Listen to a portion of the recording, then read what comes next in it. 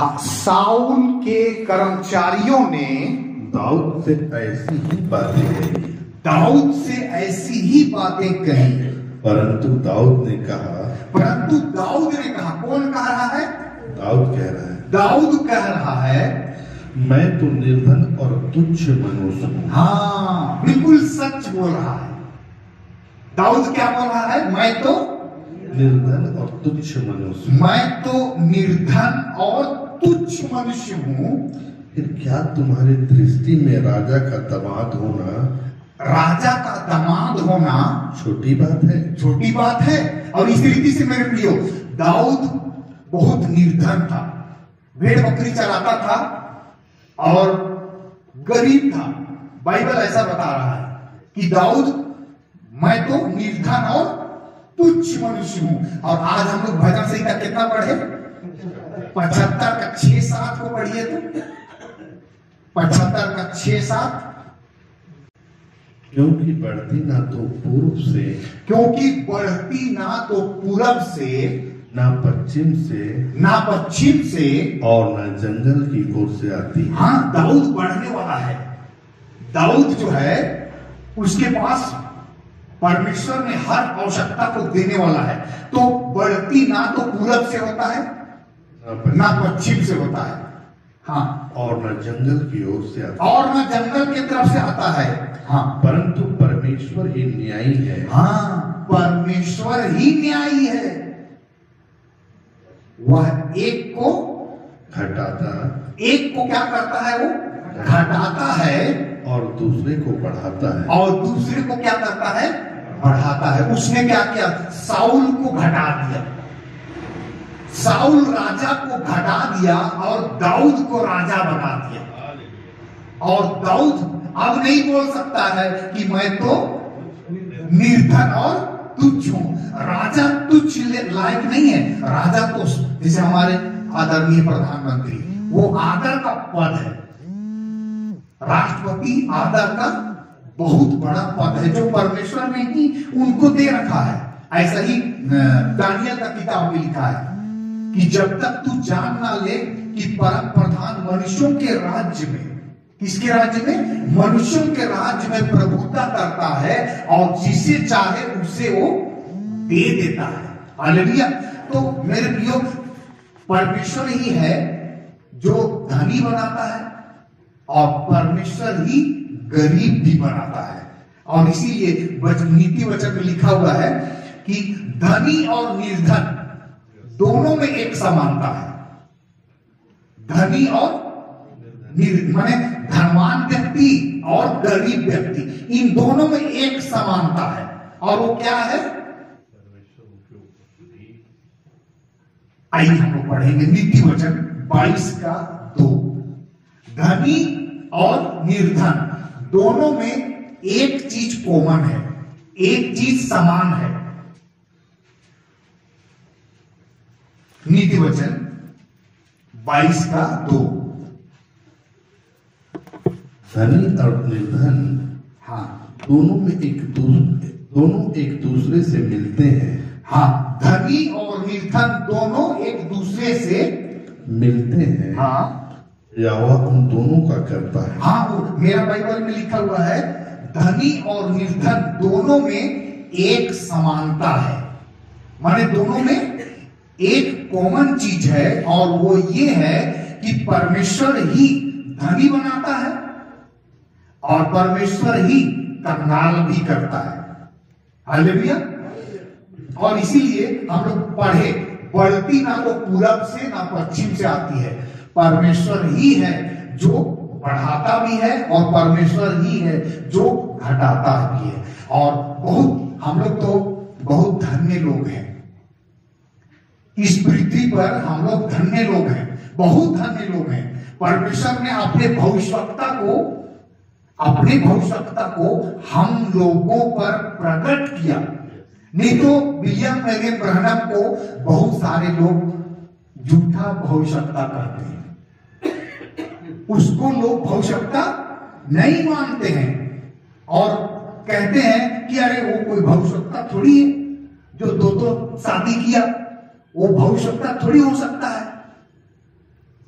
लेकिन मेरे प्रियो, इस दुल्हन को यानी इस कलीसिया को सिद्धता में ले जाने के लिए परमेश्वर ने अपने भविष्यवक्ता को भेजा, और वो भविष्यवक्ता का नाम विलियम मैरियन ब्रैनम है। देखिए वो क्या करता है, 7 मोहरों का प्रगटीकरण, 7 मोहरों का प्रगटीकरण, उसमें पहली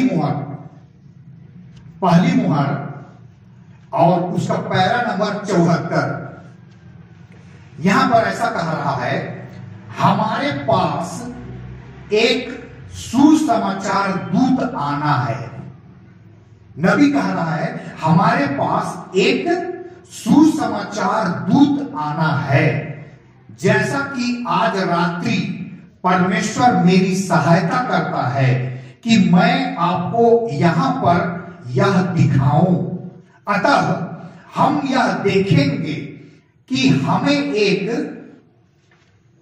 सुसमाचार दूत मिलेगा।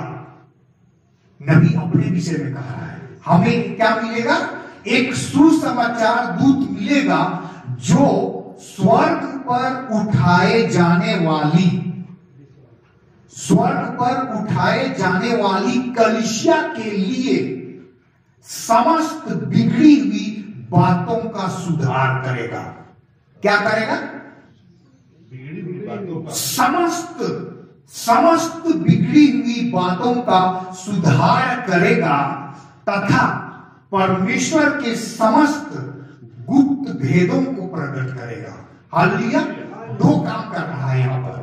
और हम लोग जानते हैं मेरे प्रिय, हम लोग पहले संस्थाओं में फंसे हुए थे, हम लोग रीति रिवाज में फंसे हुए थे, लेकिन परमेश्वर ने हमें रीति रिवाज से बाहर निकाला और वो अपने वचन में खड़ा किया। हालेलुया! तो कहने का मतलब क्या है? कहने का मतलब क्या है मेरे प्रियो? एक और जगह से मैं पढ़ना चाहूंगा। किताब का नाम है दृढ़ होकर लगे रहना, पेज नंबर 44।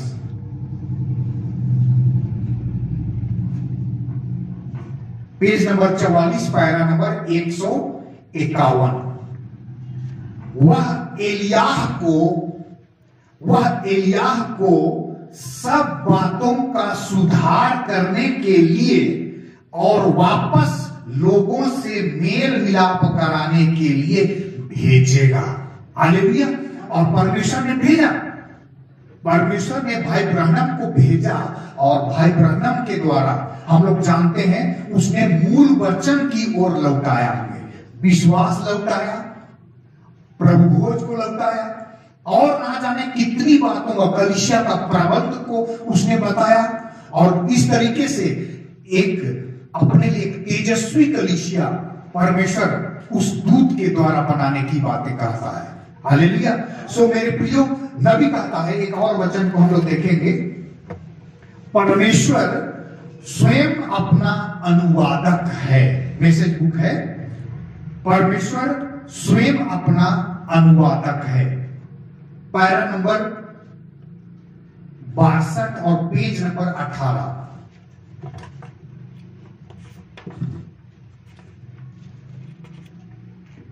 यहां पर नबी बोल रहा है, लूत के दिनों में 3 तरह के लोग थे। हालेलुया! लूत के दिनों में, और नबी इतना तक बोला कि हर युग में 3 तरह के लोग पाए जाएंगे, हर युग में।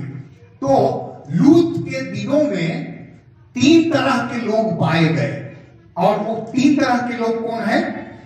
पहला विश्वासी, दूसरा ढोंगी विश्वासी, तीसरा अविश्वासी।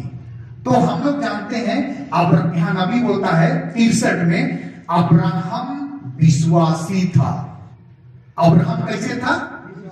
अब्राहम विश्वासी था। और ढोंगी विश्वासी कौन था? लूत के विषय में कहता है, जबकि बाइबल में लिखा हुआ है, हाँ, लूत धर्मी व्यक्ति था, ऐसे बाइबल में लिखा हुआ है। और नबी भी कह रहा है इसी जगह 64 में, धर्मी लूत का प्राण हर दिन शोकित होता था। मतलब लूत धर्मी होने के बावजूद भी उसको ढोंगी विश्वासी नबी बता रहा है। तो हर एक युग में 3 तरह के लोग पाए गए, विश्वासी, अविश्वासी और ढोंगी विश्वासी। तो सदोम के लोग कौन लोग थे? अविश्वासी लोग। उन्होंने परमेश्वर की कही हुई बातों पर विश्वास नहीं किया।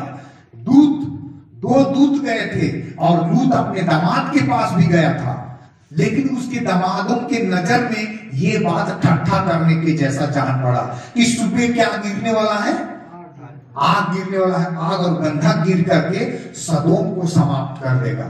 तो कहने का मतलब क्या है मेरे प्रियो? सदोम के लोग अविश्वासी लोग हैं, वो लोग विश्वास करने वाले नहीं है। तो जो लोग विश्वास नहीं करेंगे वो लोग क्या हो जाएंगे? नाश हो जाएंगे, उनका न्याय होगा। और इसीलिए यीशु मसीह अपने चेलों को कहा, सुसमाचार सभी जातियों में प्रचार किया जाए, सभी जातियों में प्रचार किया जाए, तब अंत आ जाएगा। क्योंकि उसके बाद क्या होगा? जब सारा वचन, अभी सुसमाचार इंटरनेट में भरा हुआ है, आप इंटरनेट में देखिए, सेवक लोग, बहुत सेवक लोग उठ खड़े हुए हैं और सब यीशु मसीह का प्रचार कर रहे हैं, चाहे वो झूठा हो चाहे वो त्रिएक हो।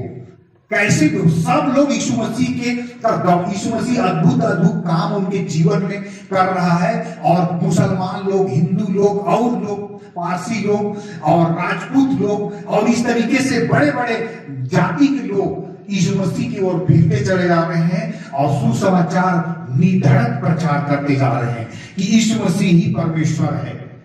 तो कहने का मतलब क्या है मेरे प्रियो? कहने का मतलब है, देखिए यहां पर और 19 पेज नंबर 19 में परमेश्वर स्वयं अपना अनुवादक है। Page number 1965 para number. Abraham उनकी गड़बड़ी के अंदर नहीं था, वह तो इससे बाहर था, वह तो आत्मिक कलीसिया की प्रतिछाया था। अब्राहम के विषय बोल रहा है, वह तो आत्मिक कलीसिया की प्रतिछाया था। कहने का मतलब क्या है? दुल्हन विश्वास में धनी होगी। अब्राहम क्या चीज में धनी था? सोना रूपों में और विश्वास में भी। यहां पर अब्राहम के विषय में कहा रहा है नबी, अब्राहम विश्वासी था। तो कैसा विश्वासी था? 25 साल तक वो विश्वास में स्थिर बना रहा और उसका विश्वास थोड़ा मोड़ा भी नहीं डगमगाया। और इस रीति से अब्राहम जो है वो विश्वासी था और विश्वास में धनी पाया गया। सिर्फ ऐसा नहीं है कि गाय बैल सोना रुपया इनमें वो केवल धनी था, वो विश्वास में भी क्या पाया गया? धनी पाया गया। तो दुल्हन को भी विश्वास में क्या होना है? धनी होना है। और आइए हम लोग याकूब की पत्री 2:5 को पढ़ेंगे। समय बहुत हो चुका है, हम लोग थोड़ी देर और परमेश्वर के वचन में बने रहेंगे। याकूब 2:5। हे मेरे प्रिय भाइयों, हे मेरे प्रिय भाइयों। ये कौन बोल रहा है? याकूब कौन है? यीशु मसीह का छोटा भाई है। ये याकूब वही, आप अगर पढ़ेंगे तो याकूब के नहीं, यीशु मसीह के 5 भाई हुए और उनमें से एक याकूब था। तो याकूब जो है यीशु मसीह का छोटा भाई है और वो ये पत्री लिख रहा है और कहता है, हे मेरे प्रिय भाइयों, प्रिय भाइयों, सुनो क्या परमेश्वर ने इस जगत के कंगालों को नहीं चुना? क्या परमेश्वर ने इस जगत के कंगालों को नहीं चुना? कि विश्वास में धनी। हाँ, अभी हम लोग थोड़ा देर पहले भजन संहिता 75 पढ़े। बढ़ती ना तो पूरब से ना पश्चिम की ओर से आती है, ना जंगल की ओर से आती है। परमेश्वर ही न्यायी है, वह एक को घटाता है और दूसरे को बढ़ाता है। पर हम जब परमेश्वर ने आपको और हमको चुना था, तब हम विश्वास में कैसे थे? कंगाल थे।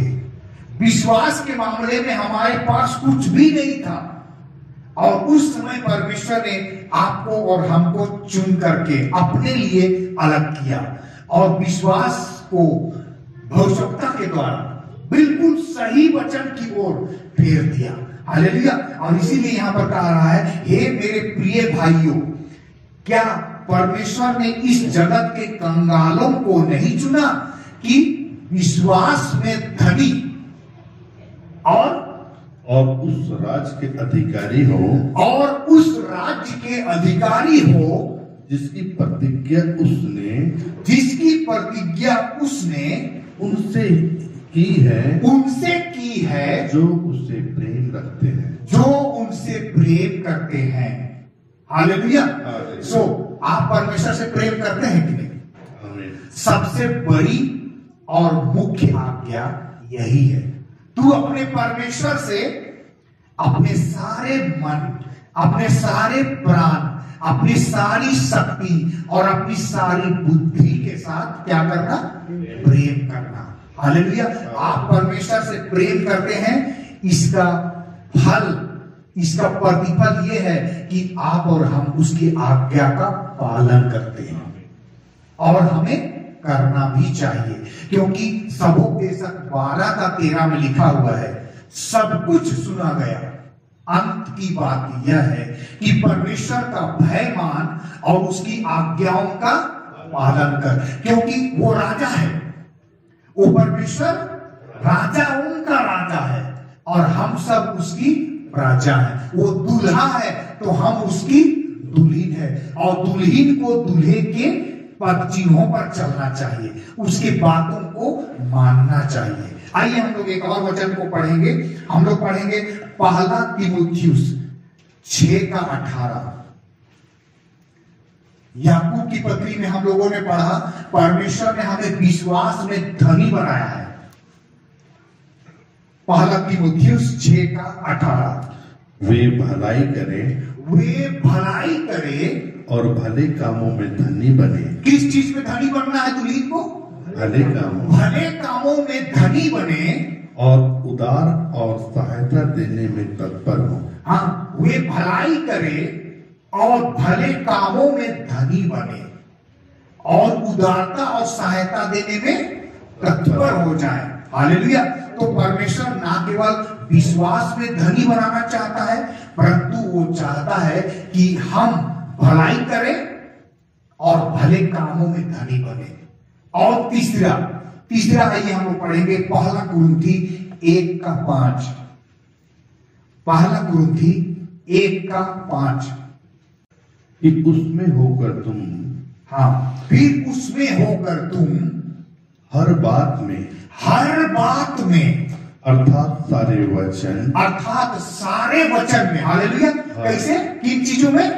सारे वचन में, उत्पत्ति से लेकर प्रकाशित वाक्य, सारे वचन में और सारे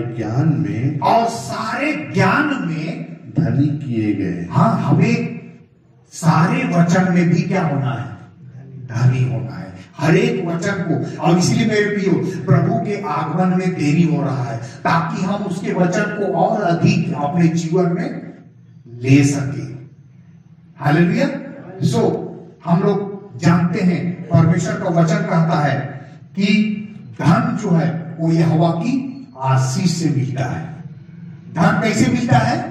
यहोवा की आशीष से धन मिलता है, और वह उसके साथ दुख को नहीं मिलाता है। और इसीलिए वचन में हमें लिखा हुआ है पहला तीमुथियुस 6:8, उसको नहीं खोलेंगे, रहने देंगे। पहला तीमुथियुस 6:8 में लिखा हुआ है, यदि हमारे पास खाने और पहनने को हो तो इसी में हमें क्या करना चाहिए? संतुष्ट रहना चाहिए, संतोष करना चाहिए। हालेलुया। मेरे लिए हो सकता है आपके पास पैसा ना हो सकता है आपके पास बैंक बैलेंस ना हो, लेकिन आपके पास उठाए जाने वाला विश्वास होना चाहिए, ताकि हम अपने सदा के घर को जा सके। हालेलुया। और हम लोग तो पृथ्वी पर परदेसी हैं। पृथ्वी पर हम लोग, वो बहन बता रही थी कि जिस घर में रहते हैं वो घर चू रहा था और मकान मालिक उसको बनवा भी नहीं रहा है। तो मेरे प्रियो, हमारे पास घटी हो, रहने के लिए जगह हो चाहे ना हो। आकाश के पक्षी को देखो, वो ना तो बोता है और ना तो काटता है, फिर भी हमारा परमेश्वर उसकी सुधि लेता है। हालेलुया।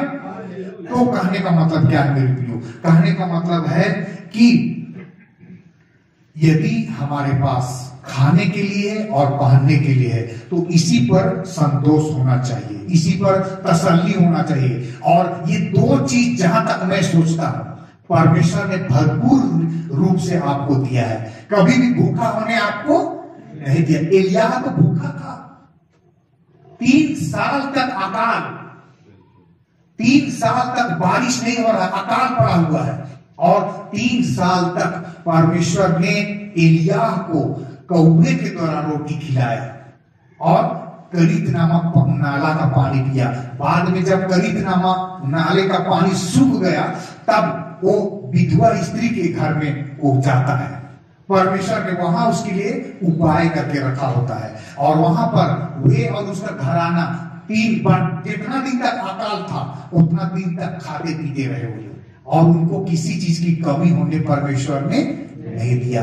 आपका विश्वास बढ़ना चाहिए, आप भले कामों में धनी बनना चाहिए, आप सारे वचन में और ज्ञान में धनी होना चाहिए। सो परमेश्वर आप सबको बड़ी आशीष दे। का नाम आएंगे।